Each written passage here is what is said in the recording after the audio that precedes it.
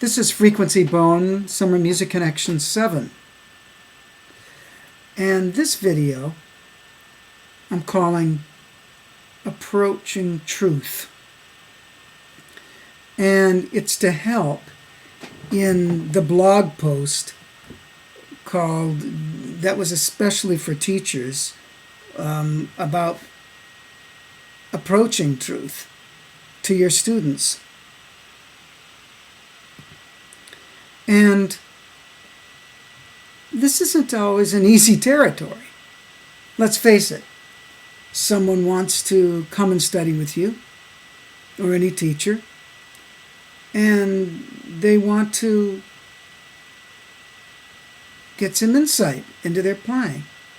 They want to know what they need to improve any aspect of their playing. Therefore, they need to have a measurement of where they are in relationship to where they think they want to go. And if the teacher can demonstrate pretty well, then the student can get a comparison and think, oh, yeah, that's definitely more developed than I'm doing. I'll never forget when I heard my first real trombone teacher, who was Ronald Ricketts, a terrific trombone player who was in the Minneapolis Symphony. Of course, that later became the Minnesota Orchestra in the 1960s. And he had a beautiful resonant sound and really clean, clear articulation, could play so short, it was extraordinary. And I remember he picked up my little trombone, which was an Olds Ambassador at the time. And I was 11 when I had my first lesson with him. And I was playing, and he said, hey, let me see your horn. He wiped off the mouthpiece. I'm thinking, wow. I don't know if I play on my students' mouthpieces now, but anyway, wiped it off with his shirt, the mouthpiece, put the horn up to his lips, and I went, wow. I had a comparison of where a sound and how a sound could develop. So, at first, we need to know where we're at, and then we can hear certain things and go, oh, yeah, that's more developed than what I have. Now, that's at a certain level of teaching. And that very thing, this comparison from one level to another level, can be done throughout one's entire playing career, let alone when one is being taught. So a teacher might say, well, here, why don't you get this recording, and why don't you get that recording? And it'll give you some comparisons and see what the trombone can do, for example. And so a person feels the truth in that scenario that their playing is not as accomplished. Now, if a person's really serious about playing, like I was when I very first picked it up, or if that seriousness develops later, it's fine, of course. Then they stay alight by, I'm going to get there. They're inspired by hearing another level of development, and they want to get there too. And at first that can start off by wanting to imitate that which they heard, which is fine to a degree. And this is where a teacher then can take on another role beyond just saying, sound like this. Especially when someone gets to be much later in high school or college and they're interested in a career in music. And in this case, if we're talking about trombone, we can talk about it in regards to a seriousness about getting an orchestral job or being a freelancer, being a jazz player, a chamber music musician. And so all of a sudden there's, within this specificity of wanting to get better, there's flexibility according to what one wants to do on the level of the student. So, truth and approaching truth. In the blog, I state that depending on the potency of why the person plays, their level of intensity, their level of passion, how strong and intense do they want it, will determine how much they'll work for it. Now, a player like that probably can take a certain kind of, hey, what are you doing this week? Sounds a little bit like you haven't put in a lot of time. And the person, that might even be shocking for a person to hear, depending on their sensitivities. And they might say, oh, wow, I thought I practiced hard. And then the teacher could say, but where was your attention put?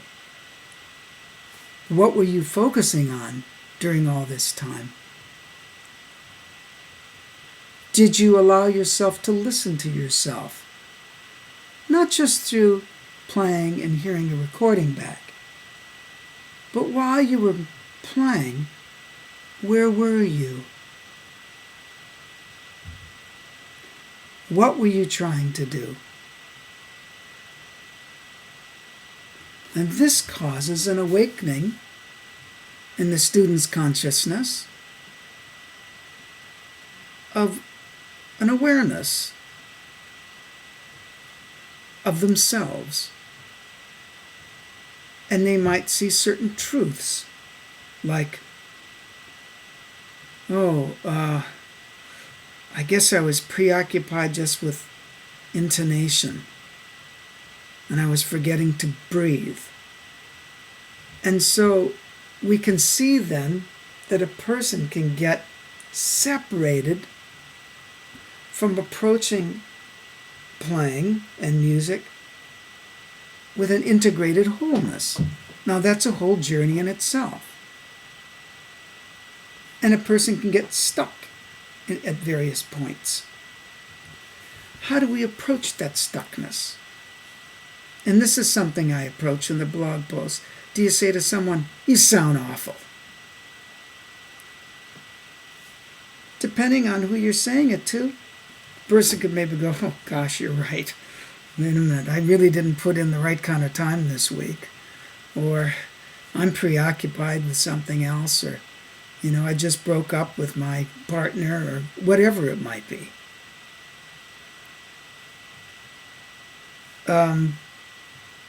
Or someone could break down in front of you and start crying because they really tried hard. And they still know it maybe isn't the level that they would like to be at.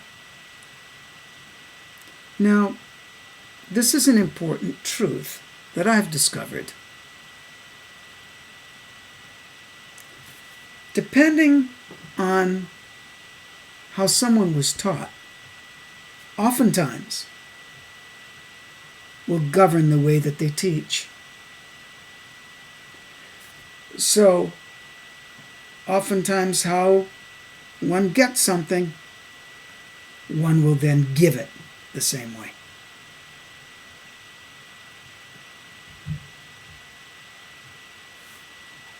And a serious teacher will say, is that useful for everyone? It brings up the point, can all teachers teach everybody? Now, I've never had someone I couldn't help.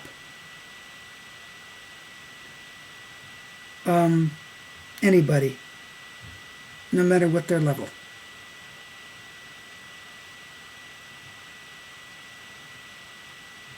Whether that be professional in a major orchestra, or a beginner, or someone at a college who just plays in the marching band. But I will calibrate myself accordingly to what they say that they want and their demonstration of the intensity of what they say that they want and how they're going for it. Now, one person really wanted me to be rough on them. They said, "You're too easy on me." I said, "Oh, okay. Well, we'll try some different approaches." I've only had a few people survive the absolute approach that I say that I won't let anything go. Because I teach from the standpoint of allowance. And someone has to earn my resistance. I don't give my resistance right away. Now, some people are the complete reverse. In fact, I'm not sure if most people are, but some people are absolute resistance. And then you have to earn their allowance. And in between the gates of allowance and resistance is the transference of the teaching, the methodology, and more importantly, the essence.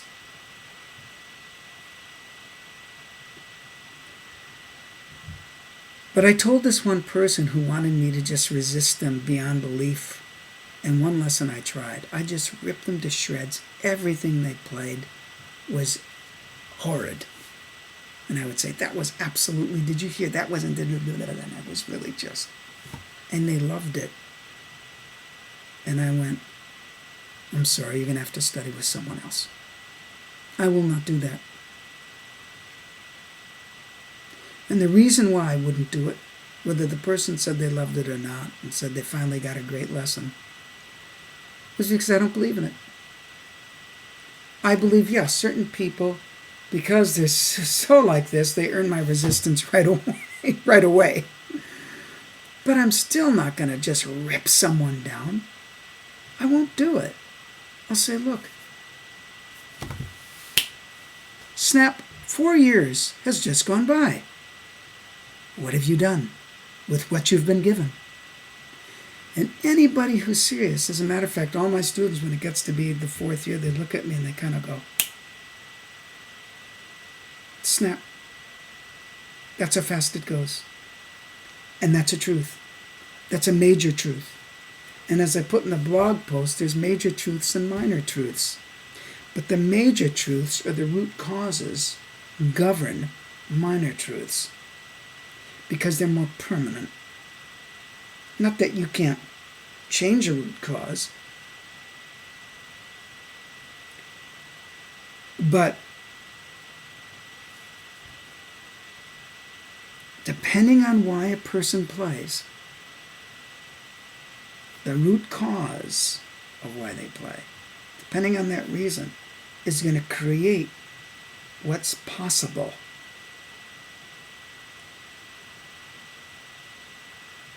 Now, if they don't have a corresponding physiology that's really workable to get close to what they want, that's a truth for them. I've seen people have such fantastic natural abilities with their air support system, their embouchures, their range, but they don't want it. That's a truth. And then the people look and go, "Oh my word, if I only had that person's chops." So we all have to deal with the truth of what we are, where we're going. And it's not easy to see. And I think it's a responsibility of a teacher to be a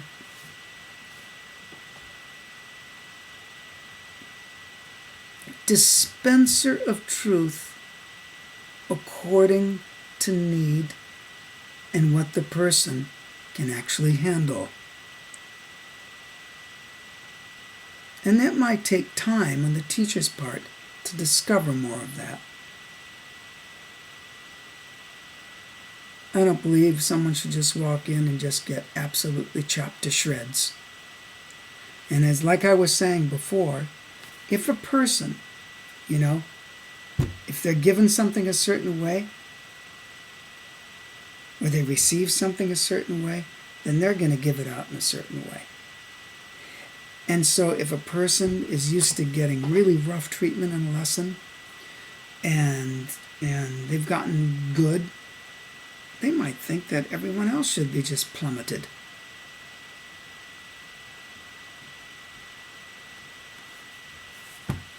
Plummeted, is that a word? Or pummeled? Beaten up. It's not good for everybody. Because then that person who was beaten up will go beat someone else up, and then that person thinks they have to beat someone else up. It keeps getting passed on, unless the person was beaten up so bad that they say, you know what, I don't want anyone else to have to go through this. I'll change that. So, there are major truths and minor truths. As I said in the blog post, okay, we all need air. We all need an embouchure. We all need a lot more than that, but let's start with those two things. But the formation of one person's embouchure might be different than someone else. And therefore, where they find their source of strength, even physiologically, could be different to someone else. So the major truth is you need a dental structure and an embouchure with all its corresponding musculature to play, but you also need air, because you're not going to have a sound without air. That's a nice major truth for a brass player.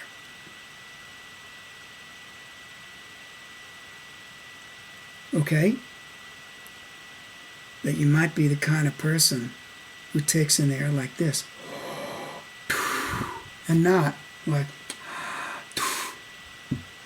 in fact, I can't, that does not work for me. I have to go like, and then it works. So, and it's different according to different circumstances. So everyone has to find what works for themselves. And this is where the person has to get more and more honest, more and more truthful with themselves.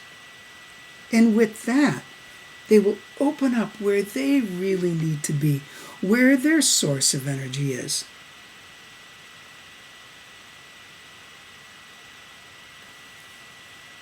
And so there's different doorways in each person to go through.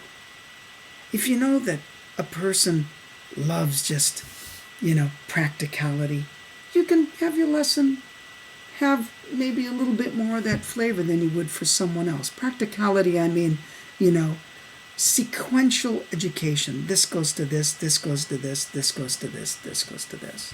Some people like to take it more as, yes, there's different stages, but they're all linked together. Some people are more in the, they feel more from the emotion. Some people are more mentally based and think it out. So the teacher needs to be aware. And when they find out a truth that maybe alarms them a bit, they still have to be careful with how they deal that truth and how they say that truth. And we're not perfect, are we? And so, if we say a certain truth that was too difficult for someone, we can always be truthful and admit that to them and apologize.